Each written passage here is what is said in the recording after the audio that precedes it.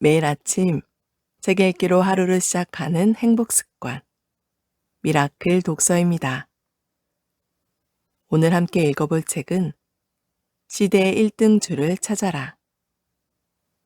1등 펀드 매니저처럼 생각하고 투자하는 법.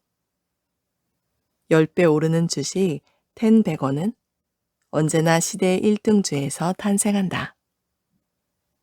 이한영 지음 페이지 2에서 펴낸 책입니다. 들어가는 글.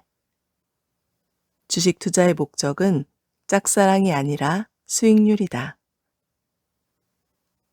요즘같이 주식 열풍인 시대에는 누구를 만나더라도 꼭 듣게 되는 질문이 있다. 뭐 사야 해요? 뭐가 좋아요? 언제 사요? 언제 팔아요? 왜 빠져요? 자주 들어서 너무 익숙하지만 들을 때마다 항상 안타깝다. 지금 이 순간 바로 이 종목이에요. 라고 원하는 답을 제대로 드릴 수 없는 직업적 한계 때문에 아쉬운 마음도 크다. 그리고 그 질문에 투자자들이 주식을 대하는 본심이 고스란히 다 담겨 있는 게 느껴진다. 필자에게는 그 단순한 질문이 이렇게 들린다. 어떤 섹터에 있는 어떤 종목을 사야 하나요? 매수 타이밍과 목표가는 얼마인가요? 주가가 하락하는 이유는 무엇일까요? 더 사야 할까요? 팔아야 할까요? 결국 우리는 투자를 시작하는 순간부터 투자의 본질에 대한 질문을 끊임없이 머릿속으로 되풀이할 수밖에 없다. 주식 투자를 하다 보면 주가의 변화무쌍한 움직임에 정신을 못 차릴 때가 생긴다. 그 과정에서 자연스럽게 절망과 후회, 희망과 탐욕을 경험하게 된다. 주식을 처음 접한 초보 투자자부터 펀드 매니저까지 모두가 겪을 수밖에 없는 경험이다. 그리고 경험치가 쌓이다 보면 투자 대상에 대한 분석과 투자자의 심리가 결합하면서 수많은 의사결정이 이루어진다는 것을 깨닫게 된다. 주식시장은 나 혼자만 생각하고 투자하는 것이 아니라 다른 생각을 하는 다양한 투자자들과 함께 참여하는 곳이다. 그래서 전 세계적인 정치, 경제 이슈, 산업의 변화 등 각종 변수가 끊임없이 발생한다. 그러다 보면 주식이라는 것이 내 마음 같지 않구나 하는 생각이 들면서 세상 이보다 어려운 일이 없다는 것을 새삼 깨닫게 될 것이다. 참 이상하게도 처음에는 쉽게 생각해서 남들 따라 못 모르고 시작했던 주식 투자라는 것이 투자를 하면 할수록 어렵고 위험한 것이라는 걸 느끼게 된다. 그럼에도 다수의 투자자들은 이번 투자는 성공적인 결과를 가져다 줄 거야 라고 확신을 가지며 자신 있게 끊임없이 투자를 한다.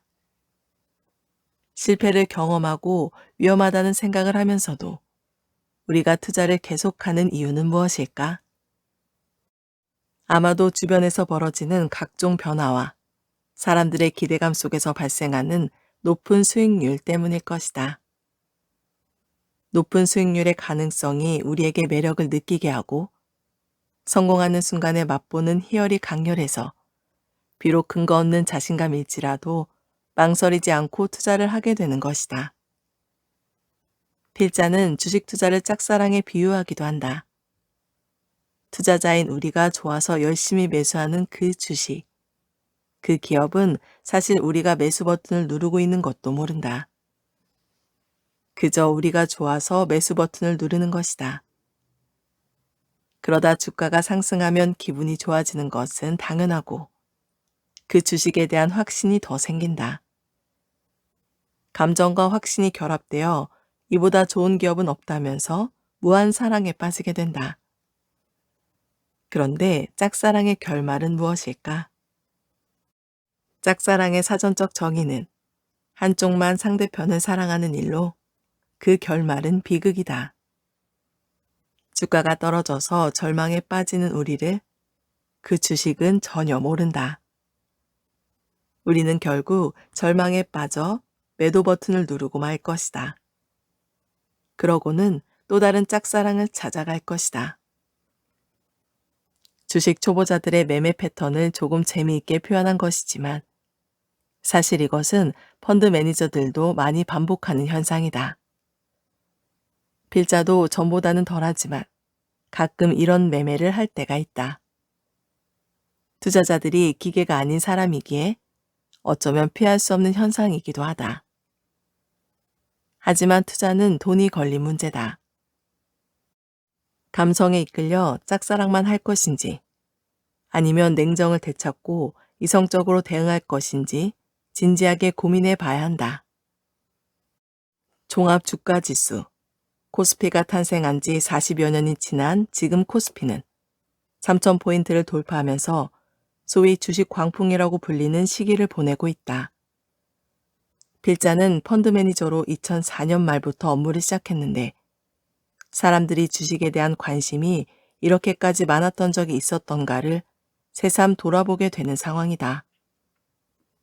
주린이라는 신조어가 등장할 정도로 수많은 초보 투자자가 생겼다. 다양한 매체를 활용하면서 주식 투자에 대한 견문이 넓어지고 있는 시점이지만 필자가 느끼기에는 여전히 투기에 가까운 투자를 하는 경우도 많아 보여서 안타까운 마음, 걱정되는 마음이 함께 든다. 아마도 이루어지지 않는 짝사랑에 괴로워하는 친구를 보는 심정과 같을 것이다. 필자는 한국 금융시장에 존재하는 수천 명의 펀드 매니저 중에 한 사람으로서 매년 양호한 성과를 거두었고 최근에는 2년 연속으로 대한민국 펀드 대상 올해 펀드 매니저 상을 수상했다. 담당하는 펀드들도 각종 상을 수상하면서 인정을 받아온 것이 사실이지만 영상 채널에 출연하는 것은 최대한 자제했다. 괜한 오해와 사고를 불러 일으키고 싶지 않아서였다. 대중 앞에서 시황을 전망하고 전략을 공개하며 종목을 추천하는 것에는 상당한 부담감이 있을 뿐 아니라 펀드 매니저라는 직업적인 특수성이 불러오는 복잡한 문제도 생긴다. 이 중에서도 가장 부담스러운 점은 현재 고객들의 평가다. 필자가 본부장으로 있는 주식운용본부의 특정 기간이나 연간 단위의 수익률이 양호한 성과일지라도 펀드를 가입한 고객들은 가입 시점에 따라 수익률이 달라진다. 1년이라는 기간으로 보면 성과가 좋더라도 12개월 중에서 몇 개월 동안은 마이너스 수익률을 기록하기도 한다. 실제 담당하는 펀드 역시 2년 연속 펀드 대상을 수상했으나 1년 내내 12개월 모두 수익률이 플러스였던 적은 없다. 실제로 1년에 4개월씩 2년간 총 8개월은 마이너스 수익률을 기록했다. 이때 가입한 고객들은 실망감을 가지고 펀드 수익률 추이를 지켜봤을 것이다. 혹시라도 이런 구간의 담당 매니저가 언론에 나와서 장밋빛 희망만을 주장하고 나는 시장을 잘 맞추고 수익률도 높다 라고 떠들고 다닌다면 과연 나의 고객들은 어떤 생각을 할 것인지 걱정이 앞섰다. 결국 매니저는 수익률로 증명해야 한다는 생각에 미디어 출연을 자제했다. 그러나 시대가 바뀌어 다양한 매체를 통해 각종 정보와 전문가의 주장을 쉽게 접하게 되는 환경이 조성되었다. 이를 근간으로 투자를 결정하는 수많은 투자자들을 보면서 많든 적든 그 소중한 자산을 불리는데 조금이라도 도움이 되었으면 하는 바람을 갖게 되었다. 그래서 2020년 8월 3프로TV를 통해 방송 출연을 시작하게 되었다. 자주는 아니지만 시장에 대한 고민이 필요한 시점에는 함께 고민하고 나름의 방향성을 제시하는 정도다. 책을 쓰는 것도 같은 취지에서 시작되었다. 애널리스트나 경제학자가 아닌 펀드를 관리하는 관리자이자 고객의 돈으로 실전 매매를 하는 기술자로서 필자가 강점을 가지고 도움을 줄 수 있는 부분을 정리하여 전달하기로 했다. 주식을 공부하고 투자하는 방법에 정답은 없을 것이다. 이 책에 담긴 내용도 투자법에 대한 정답이라기보다는 필자가 업계 선배님에게 배우면서 체득한 주식 공부 노하우에 가깝다. 실제 업무를 함께하고 있는 후배들과 공유하는 것이기도 하며 지금도 꾸준히 실천하고 있는 주식 공부법이다. 따라서 맞고 틀리고를 떠나 이런 과정을 통해 이런 것들을 생각해 볼 수 있구나 하는 방법론적인 이야기에 초점을 맞추고 함께 고민하는 시간이 되었으면 좋겠다. 이를 토대로 시장과 종목을 공부해서 본인의 투자에 적용한다면 희망만 가득한 짝사랑이 아닌 뜨겁게 사랑하되 차갑게 다루는 전문가에 가까운 투자를 할 수 있을 것이다. 이 책을 정리하면서 어떻게 하면 방법론적으로 큰 틀을 보여주면서 실질적으로도 도움이 될까 수없이 고민하다가 결국 펀드 매니저답게 톱다운과 보텀업 접근법을 통해 설명하기로 결정했다. 용어가 거창하다고 어려울 것은 없다. 투자자라면 내가 투자하게 될 시장의 현재 상황이 어떤지, 그리고 어떻게 변화할지는 알아야 한다. 이렇게 시장 환경을 알아보고 여기서 내가 가져야 할 마음가짐은 어때야 하는지를 알아보는 것이 톱다운 접근법이다. 반대로 기업 보고서 등을 찾아보며 개별 종목을 샅샅이 살펴보는 것을 보텀업 접근법이라고 하는데 이것은 주식 초보자에게 가장 필요한 작업이다. 이 두 가지 접근법을 통해 펀드 매니저처럼 전문적인 도구를 쓰지 않더라도 높은 확률로 투자를 이어갈 수 있는 최소한의 방법만을 담아보고자 했다. 아쉽지만 지금부터 이어가는 이야기는 결국 모두가 싫어하는 공부에 대한 내용이 될 것이다. 그럼에도 이런 설명을 할 수밖에 없는 이유는 가장 기초적인 내용이 여러분 수익률의 밑거름이 되기 때문이다. 여러분이 이 책을 통해 기초를 단단히 쌓아 주식을 재미있게 바라보면서도 결단의 순간에는 냉정해질 줄 아는 투자자가 되었으면 좋겠다. 제1부 살까 말까 고민되면 사지 마라. 필자는 앞에서 주식 투자를 짝사랑에 비유했다. 짝사랑만큼 열정이 끌어넘치는 것이 없다지만 혼자 이끌어가는 감정이므로 아무래도 마음고생이 심하다. 이 마음고생을 겪으면서 상대방의 마음을 얻어야 성공적인 사랑으로 끝을 맺을 수 있다.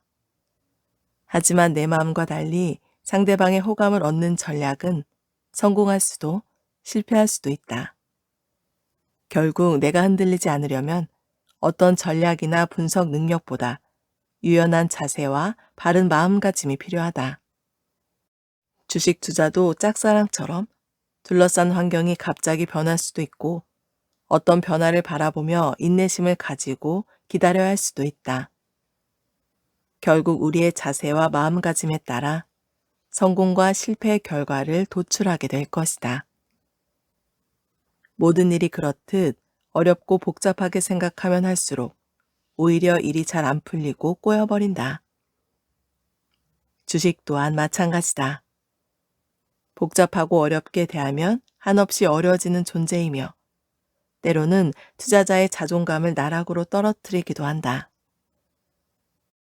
이 책의 첫 번째 장을 마음의 준비로 정한 것도 이러한 이유다. 필자가 인턴이나 신입사원과 함께 일하게 됐을 때 꼭 한 번은 했던 이야기들을 한데 묶었다. 어찌 보면 나 때는 말이야 하는 이야기로 들릴 수도 있겠지만 간접적으로 경험치를 쌓는다는 생각으로 읽어주면 좋겠다. 과거에 필자가 모셨던 본부장님들은 공통적으로 산책을 좋아하셨다.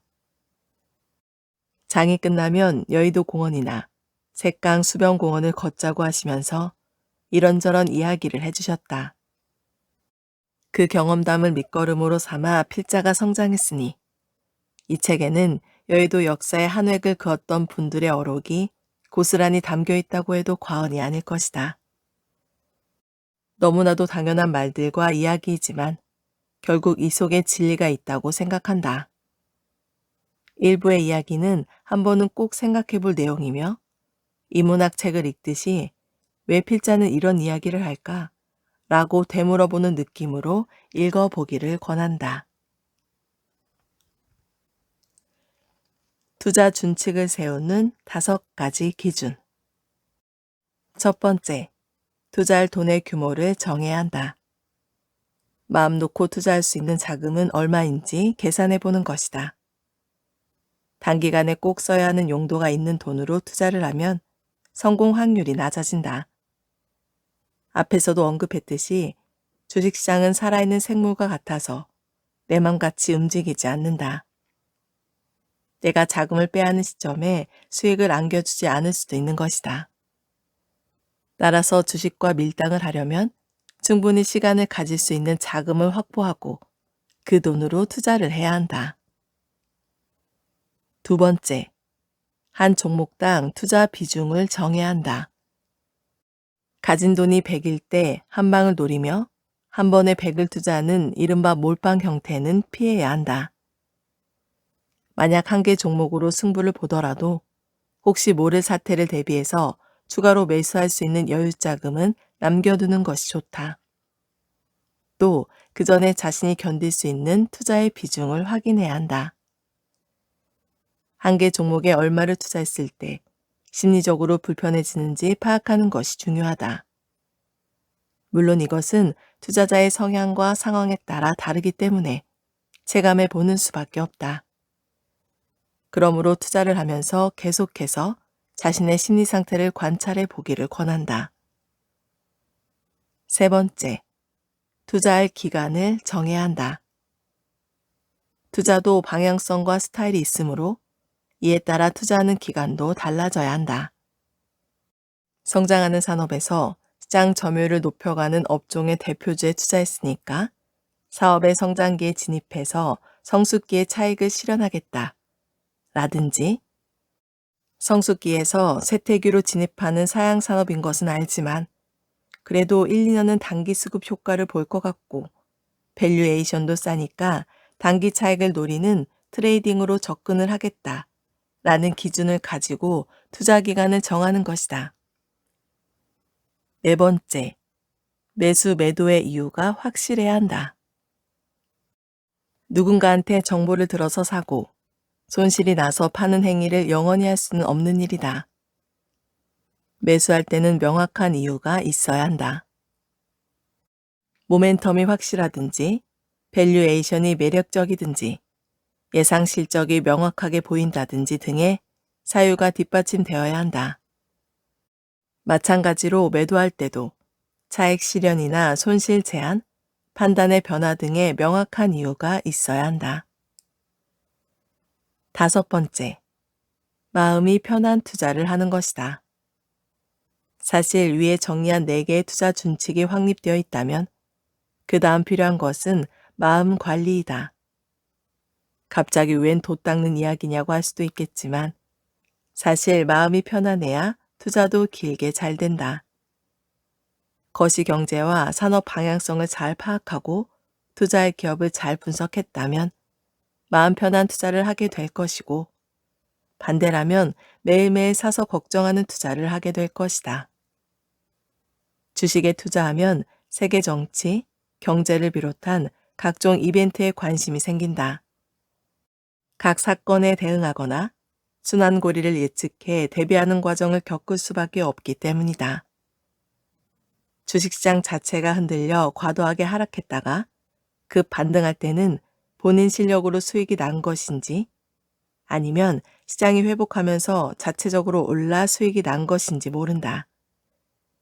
그러다 섹터의 순환매가 시작되고 신규 테마가 발생하는 등 새로운 변동성 요소가 추가되면 투자자의 고민이 시작된다. 정신줄을 놓는 순간 따라가기 어려운 장이 시작되는 것이다.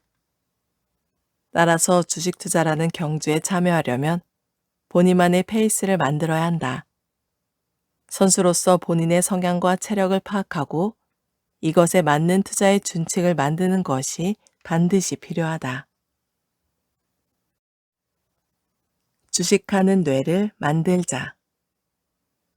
친구나 친척들과 이야기를 나눌 때를 생각해 보면 특정 현상에 대한 의견, 해석, 대응 방식이 모두 다르다는 것을 느낄 수 있다. 받은 교육과 생활 환경, 직업 전문성 등 다양한 이유 때문일 것이다. 앞서 유연성을 가지자고 주장한 것도 같은 이유에서 나온 것이다. 주식 투자를 할 때도 주식에 맞는 사고방식이나 접근법이 필요하다고 생각한다. 우선 머릿속에 큰 지도를 만들어 보자.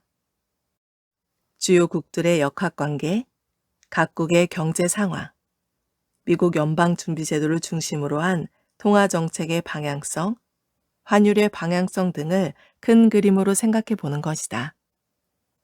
구조가 잘 그려져 있다면 글로벌 이슈가 발생했을 때 즉각적으로 대응하기가 쉬워질 것이다. 물론 거시경제를 이해하는 것은 하루아침에 이루어지지 않는다. 처음에는 하나씩 관심을 가지고 점차 각각의 연결고리를 만들어 보면서 서로 어떤 방향을 미치는지 생각해 봐야 한다. 사실 주식 투자를 할 때 경제학자나 정책 이반자처럼 아주 상세하게 모든 것을 알 필요는 없다. 다만 특정 이벤트가 발생할 때 환율과 금리는 어떻게 변하고 어떤 섹터가 반응을 하더라 하는 간단한 구조만 일종의 답안지처럼 머릿속에 그려놓고 있으면 된다. 예를 들면 이런 식이다. 경기가 회복되니 장기 금리가 상승했다. 장기 금리가 상승하니까 은행의 순이자 마진이 상승하며 실적이 개선될 것이다. 따라서 은행주가 상승할 것이다. 이런 상승 구조를 간단하게 그려놓고 있으면 크게 도움이 될 것이다. 개인 투자자가 더욱 직접적으로 효과를 볼 수 있는 것은 각 산업의 밸류 체인을 이해하는 것이다. 여기서 밸류 체인이란 상품이나 서비스를 제공하기 위해 연결되는 업무군 또는 회사를 단계별로 나열한 것을 의미한다. 원재료가 완성품이 되기까지 각 단계에는 대표 기업들이 존재한다. 이것을 도식화하면 기업들의 먹이사슬이 보인다.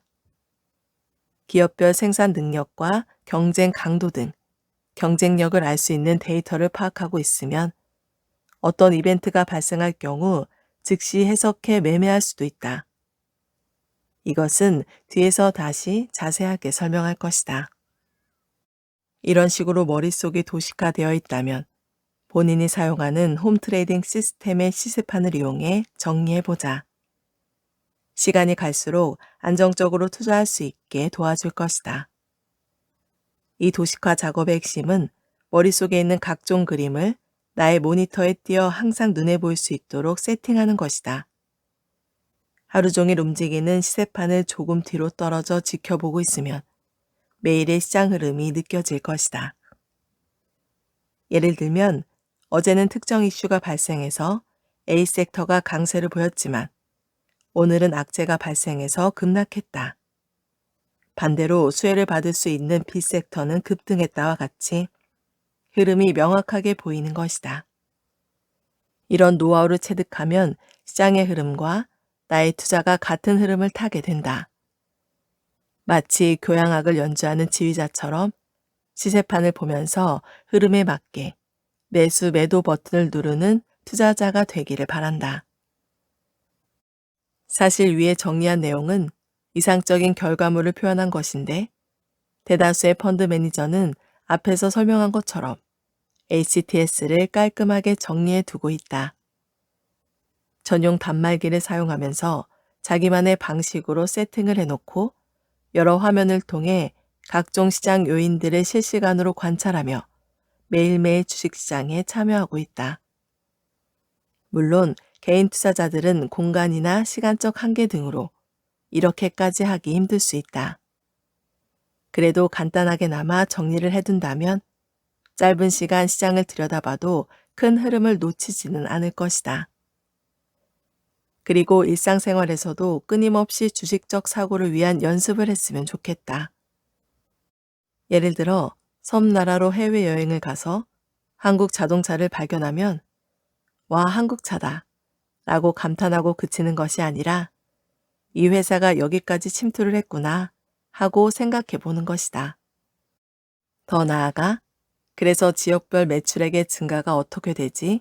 라고 생각을 넓혀봐야 한다. 코로나19로 외부 활동을 할 수 없어서 답답해하는 순간에도 원격 시스템과 영상을 많이 사용하니까 서버와 디스플레이 등 각종 기반 시설과 도구들이 필요하겠다 라고 생각해 보는 것이다. 이런 식으로 사고하는 방법을 연습한다면 향후에 일어날 이벤트에 즉각적인 대응을 할 수 있을 뿐만 아니라 의외로 손쉽게 수익을 얻을 수 있을 것이다. 주식 투자를 할 때도 상상의 나래를 펼치면 더욱 재미있게 접근할 수 있다. 지난 블랙 프라이데이 때에는 멀티탭이 가장 빨린 제품군이라는 것을 알고는 혼자 너무 기뻐했다. IT 수요를 확신하던 내 생각을 검증받은 것처럼 느껴졌기 때문이다. 다음날 매수 버튼을 누르고 싶어서 빨리 장이 열리는 아침 9시가 왔으면 하는 생각에 잠이 안 와서 밤을 새기도 했다. 이렇게 모든 사고가 주식 세계에 집중되어 있으면 주식에 미쳐 있다는 얘기를 듣기는 하겠지만 결국 수익률은 이에 비례해서 좋아질 것이다. 그리고 투자자의 투자 생활 또한 지적 성취감과 투자 결실에 대한 희열로 즐거운 나날이 될 것이다. 제2부 시대의 1등 주를 찾아라. 앞에서는 필자가 지금까지 주식시장에 참여하면서 배우고 경험하고 깨우치고 또 아직도 고민하고 있는 많은 주제 중에서 투자에 도움이 될 만한 사항들만 추려서 한 번은 생각해보자는 취지에서 정리를 했다. 어찌 보면 당연한 이야기지만 생각을 해보는 것과 안 해보는 것은 차이가 있다. 특히 투자는 장기간의 여정이기 때문에 큰 차이를 가져다 줄 것이라 생각한다. 마음을 다진 후 본격적으로 투자에 나서려고 하면 무엇부터 해야 할까? 바로 전략 설정이다. 개인 투자자가 종목을 몇 개나 산다고 전략까지 세우냐고 반문할 수도 있겠지만 어떤 일이든지 전략이 좋으면 대응력도 좋아지고 승률도 높아진다. 내가 뛰어들어야 하는 전투가 있다면 전체적인 그림을 그려놓고 투자 전략의 기준을 세우자는 것이다.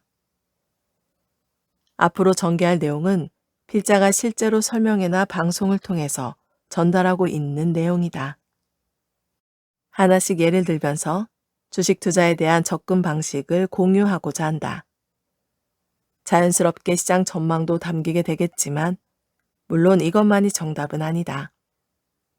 하지만 자산운용사의 본부장으로서 직을 걸고 하는 업무 방법들을 공유하는 것이므로 여러분에게도 도움이 되었으면 한다. 1등주를 사야 하는 이유. 시대의 1등주를 성장주라고 단정 지을 이유는 전혀 없다. 실적이 상승하는 펀더멘탈을 가진 주식이 적절한 시기를 만나면 재평가를 받는 것처럼 지금의 성장주가 아니더라도 주가가 상승할 수 있는 논리가 형성되면 된다. 따라서 실적이 성장하는 주식이어야 한다. 그래서 필자는 항상 실적 성장주를 주장한다. 실적이 성장하면 주가가 상승하는 확률이 자연스럽게 높아지는데 기업이 자체적으로 경쟁력을 가지고 산업에서의 헤게모니까지 가지게 되면 장기 성장성을 보여주면서 엄청난 성과를 보여줄 것이다. 대표적인 예는 한국의 대표 기업 삼성전자다. 1994년 삼성전자의 시가총액 비중은 약 4%였고 LG전자는 1.7%였다. 그런데 25년 뒤 삼성전자는 시가총액 비중 22%를 차지하며 1위에 등극했고 LG전자는 0.9%로 20위권 밖으로 밀려났다. 물론 최근에 LG전자는 전장이라는 신무기를 장착하고 주도주의 대열에 다시 동참했다. 1994년 말 코스피 시가총액은 약 140조에 불과했으나 2019년 말에는 약 1,500조를 돌파했다. 단순히 계산해보면 25년 동안 시장 규모가 약 10.7배 증가한 것이다. 이 기간에 어떤 기업은 시가총액 비중이 5.5배 증가하면서 주가가 55배로 상승했고, 또 다른 기업은 시가총액이 2분의 1로 줄어들면서 5배 증가에 그친 것이다. 초기에 잘 될 사업을 파악하고 그 산업의 1등 기업에 투자한 것과 아닌 것의 결과값이 이렇게 다른 것이다. 투자의 질 또한 다르다. 1등주를 가진 투자자는 마음이 편하다. 단지 이것보다 더 좋은 주식이 있는지만 판단하면 되는데 2등주를 가진 투자자는 1등주를 부러워하면서 자신이 가진 주식을 다시 한번 판단해야 한다. 또 수익률을 따라잡기 위해 다른 베팅을 할 가능성도 있다. 한두 번 실패가 동반되면 전체적인 매매가 다 꼬여서 1등주 투자자가 승수 효과를 얻고 있는 동안 본인은 심신이 피곤한 투자를 하게 된다. 따라서 주식을 살 때 주도주가 뭔지 파악했으면 그 주식을 사는 것이 맞다. 그럼에도 불구하고 많은 투자자들이 대장주의 상승률과 주당 가격의 부담을 느껴서 2등 주식이나 동일 산업 내에서 주당 가격이 싼 주식을 사는 우를 범하게 된다. 한 번에 제대로 된 제품을 사는 게 맞듯이 주식도 그렇게 투자하자. 제3부 주가를 결정하는 키 팩터를 찾아라. 이번 장에서는 주식 투자의 마지막 단계이자 핵심인 기업을 공부하는 방법을 알아볼 것이다. 거창하게 기업을 공부하는 방법이라고 표현했지만 사실 목표가를 설정하는 방법을 배우는 것이다. 목표가를 제대로 설정하는 과정이 우리가 주식을 잘 사고 잘 팔게 도와줄 것이다. 어쩌면 애초부터 특정 종목은 사지도 않게 도와줄 수도 있을 것이다. 기업을 공부하는 방법도 다양하다. 앞에서도 언급했지만 깊게 공부한 기업을 10개만 가지고 있어도 투자하는 데 평생 어려움이 없을 것이다.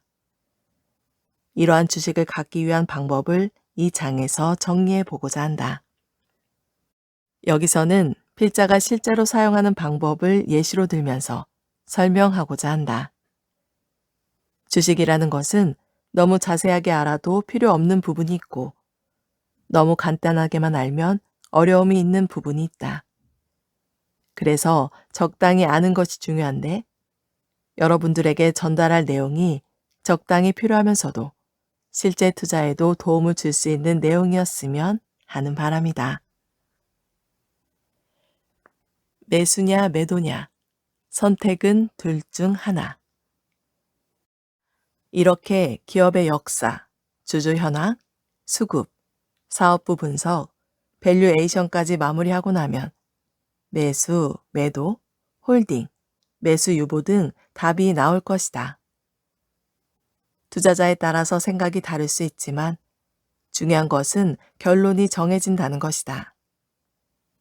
알려주고 싶은 한 가지 팁은 이때 매수 매도만으로 결론을 내리라는 것이다. 만약 홀딩이라는 결론을 내리려면 가지고 있는 주식이 좋아서 당연히 더 상승할 것이라는 확신이 있어야 한다. 투자 의사결정이 어려워서 홀딩하기로 결정하면 안 된다. 매수 유보도 마찬가지다. 지금 살까 말까 고민되면 쳐다도 보지 말아야 한다.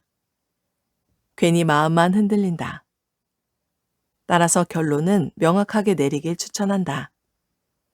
실제로 회사에서 애매한 결론을 이야기하면 매니저가 매수 아니면 매도지 중간이 어디 있냐? 라는 말을 듣는다. 그리고 기업 리포트를 작성했다면 결론 부분에는 주식을 대하는 투자자로서의 전략에 대해서 기입을 해두는 것을 추천한다. 시간이 지나면 처음 공부한 내용이 서서히 잊히기 시작한다. 그래서 처음에 세운 대응 전략을 보고 즉시 대응할 수 있을 정도로 정리를 해두는 것이 좋다. 대응 전략은 다른 사람에게 설명할 수 있을 정도로 구체적으로 작성해야 좋다. 특정 이벤트가 좋아 보여서 투자했다면 그 이벤트가 실제로 발생할 경우 어떤 대응을 할 것인지 생각해 보는 것이다. 또 이벤트를 기다리는 동안 예상했던 목표가를 달성하면 어떻게 대응할 것인지 등 투자 기간 동안 벌어질 일들을 상상해 보고 정리해 보는 것이 좋다. 이런 시나리오가 반영된 목표가는 단기적으로 얼마인지 경우의 수와 목표라는 금액을 구체적으로 정해두는 게 좋다. 이렇게 섹터별로, 종목별로 지속적으로 정보가 축적된다면 시간이 갈수록 내공이 쌓여갈 것이라고 확신한다. 기업은 몇 년 사이에 크게 바뀌지 않는다. 또 기업은 이익을 창출하는 것을 목적으로 한다. 우리는 기업이 이런 단순한 명제에 따라 움직이고 있는지 그 방향에 대해서만 업데이트를 계속하면 된다. 한번 제대로 공부한 주식은 평생 투자자 자신의 종목이 될 것이다. 아직도 두렵다면 무한 반복이 답이다. 개인 투자자의 최종 목적은 종목에 대한 투자 의사결정을 내리는 일이다. 의사결정을 내릴 때 조금이라도 거리낌이 없어야 진정한 투자 경험이 쌓이게 된다. 앞에서 언급했던 많은 과정들을 다시 한번 정리하자면 이렇다. 먼저 시대를 파악하고 그 속에서 돈의 흐름을 읽는 것부터 시작한다. 큰 물결을 잘 타는 것만으로도 우리의 투자는 제대로 된 방향으로 향하게 될 것이다. 이 물결 속에서 압도적인 성장률을 보이는 주도 산업을 파악하고 산업의 밸류 체인을 정리해 핵심 기업들만 파고들면서 공부한다면 시간을 낭비하지 않으면서 성공 투자의 확률은 더 높아지고 있을 것이다. 이와 같은 과정을 무한 반복하면서 자기만의 방식을 계속 발전시키면 투자자 개개인의 HTS 화면은 보다 정교한 답지로 바뀔 것이다. 잘 정리된 화면은 보고만 있어도 시장의 흐름이 파악될 것이다. 그리고 개별 종목의 매수, 매도 판단이 결정될 때마다 HTS의 관심 종목 화면을 업데이트하는 것을 습관으로 만들어야 한다. 섹터마다 분류해 놓은 뒤 투자 매력도, 시가총액 등 투자자의 기준에 따라 지속적으로 정렬을 업데이트하는 것이다.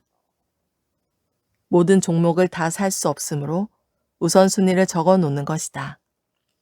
시시각각 바뀌는 시장에 능동적으로 대응하기 위함이다. 투자를 하다 보면 살 것이 있어야 팔지와 팔아야 사지라는 말을 하곤 한다.